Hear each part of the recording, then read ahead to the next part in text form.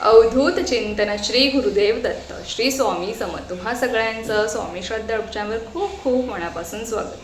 आजच्या व्हिडिओमध्ये आपण रक्षाबंधन कधी आहे, रक्षाबंधन कधी साजरी करायची आहे, राखी बांधण्यास शुभ मुहूर्त कोणता आहे, भद्रा काळ कधी असणार आहे, राहू काळ कधी असणार आहे आणि सगळ्यात महत्त्वाचं म्हणजे यावर्षी रक्षाबंधनला खंडग्रास चंद्रग्रहणाचं सावट आलेलं आहे.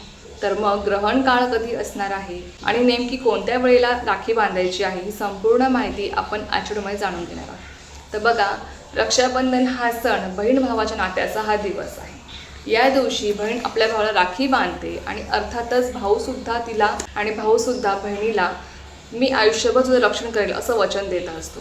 तर अर्थातच हा सण बहीण भावाच्या नात्याचा, त्यांच्या प्रेमाचा हा दिवस आहे. आणि अर्थातच रक्षाबंधन म्हटलं की आपल्या सगळ्या महिलांना प्रश्न पडतो, तो म्हणजे भद्रा काळ. आता बघा, सगळ्यात महत्त्वाचं म्हणजे रक्षाबंधन कधी आहे, त्याआधीही आपण पौर्णिमा तिथी कधी आहे ते जाणून घेऊया. बघा, 27 तारखेला म्हणजे गुरुवारी पौर्णिमा तिथी सकाळी 9:08 सुरू होते, तर ती 28 तारखेला म्हणजे शुक्रवारी सकाळी 9:48 असणार आहे. आता बघा, पौर्णिमा तिथी जरी गुरुवारी असली तरीसुद्धा आपल्याला रक्षाबंधन मात्र शुक्रवारी म्हणजेच 28 तारखेला साजरी करायचं आहे. ती तिथी सूर्योदयाच्या वेळेस असते, तीच तिथी दिवसभर ग्राह्य धरली जाते आणि म्हणूनच बघा 28 तारखेला आपल्याला 28 तारखेलाच पौर्णिमा ग्राह्य धरली जाणार आहे आणि त्याच दिवशी आपल्याला रक्षाबंधनसुद्धा साजरे करायचं आहे. आता सगळ्यात महत्त्वाचं म्हणजे भद्रा काळ कधी आहे. आपल्या सगळ्या महिलांना हा प्रश्न पडतो की भद्रा काळ नेमकी कधी आहे, राखी कधी बांधायची आहे.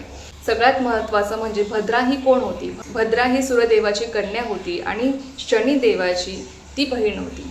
अर्थातच शनिदेवाप्रमाणे भद्रासुद्धा ही उग्र होती, त्यामुळे ब्रह्मदेवाने तिला शाप दिला होता की तुझ्या काळामध्ये कोणीही कुठलंही शुभ कार्य करणार नाही आणि जर केलं तर त्याचा नाश होणार आहे, त्याला कधीही अपयश येणार नाही. आणि म्हणूनच तेव्हापासून भद्रा काळ पाळला जातो. भद्रा काळामध्ये आपण कुठलंही शुभ कार्य करत नाही, मग ते लग्न असो, मुंडन असो, गृहप्रवेश असो किंवा राखी बांधायची असो, या काळामध्ये आपण कुठलंही शुभ कार्य करत नाहीत. आणि असं म्हटलं गेलं आहे की भद्रा काळामध्ये रावणाच्या बहिणीने रावणाला राखी बांधली होती आणि अर्थातच त्याचा नाश झाला होता आणि म्हणूनच तेव्हापासून भद्रा काळ हा पाळला जातो. आणि भद्रा काळामध्ये कोणत्याही बहिणीने आपल्या भावाला राखी बांधू नये अशी मान्यता आहे. आता बघा, तुम्हाला भद्रा काळ नेमकी काय असतो हे तुम्हाला समजलं असेलच. तर आता भद्रा काळ कधी आहे हे आपण जाणून घेऊया. बघा, 27 तारखेला म्हणजेच गुरुवारी भद्रा काळ हा सकाळी 9:08 सुरू होतो, तर तो रात्री 9:32 असणार आहे. तर अर्थातच बघा, भद्रा काळ हा गुरुवारी असणार आहे आणि शुक्रवारी आपले रक्षाबंधन साजरे करायचं आहे. म्हणून लक्षात घ्या की शुक्रवारी म्हणजे 28 तारखेला भद्रा काळाचं कुठलंही संकट नसणार आहे राखी बांधण्यासाठी.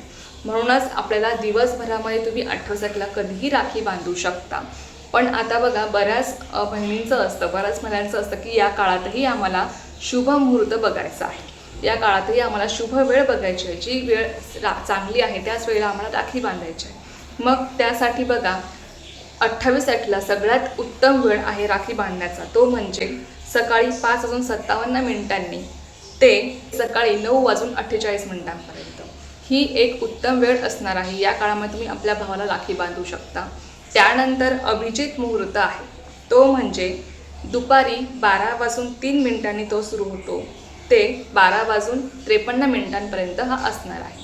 या काळात सुद्धा तुम्ही आपल्या भावाला राखी बांधू शकता. त्यानंतर संध्याकाळचा सुद्धा एक शुभ मुहूर्त आहे. तो शुभ मुहूर्त असा आहे, संध्याकाळी 7:43 ते 9:30 हा संध्याकाळचा शुभ मुहूर्त असणार आहे. तर या तिन्ही वेळांमध्ये तुम्ही कधीही आपल्या भावाला राखी बांधू शकता. त्याचप्रमाणे बघा, आता ह्या 3 वेळा सोडून या दिवशी राहू काळसुद्धा आहे. आता राहू काळामध्ये जसं भद्रा काळामध्ये कुठलंही कार्य करणं वर्ज्य मानलं गेलं आहे, त्याचप्रमाणे राहू काळामध्ये सुद्धा कुठलंही शुभ कार्य करणं हे अशुभ मानलं गेलं आहे. त्यामुळे राहू काळ सुद्धा आपल्याला पाळायचा असतो. आता शुक्रवारी म्हणजे 28 तारखेला राहू काळ कधी आहे ते आपण जाणून घेऊया. सगळ्यात प्रथम राहू काळ हा सकाळी 10:30 ते दुपारी 12 वाजेपर्यंत हा राहू काळ असणार आहे. तर हा राहू काळ सोडून तुम्हाला इतर ज्या काही मी 3 वेळा सांगितलेल्या आहेत त्या तिन्ही वेळामध्ये तुम्ही कधीही आपल्या भावाला राखी बांधू शकता. किंवा तुम्हाला त्या तिन्ही वेळेला नाही जमलं तर हा राहू काळ सोडून फक्त सकाळी 10:30 ते दुपारी 12 वाजेपर्यंत ही जी काही वेळ आहे ही सोडून तुम्ही दिवसभरामध्ये आपल्या भावाला कधीही राखी बांधू शकता, कारण की हा संपूर्ण दिवस हा शुभ असणार आहे. या काळामध्ये कुठलाही भद्रकाळ नाही, फक्त एक राहू काळ आहे, तो आपल्याला 10:30 ते 12 वाजेपर्यंत पाळायचा आहे. बाकी तुम्ही कुठल्याही वेळेमध्ये आपल्या भावाला राखी बांधू शकता. आता तुम्हाला ही माहिती समजली असेलच.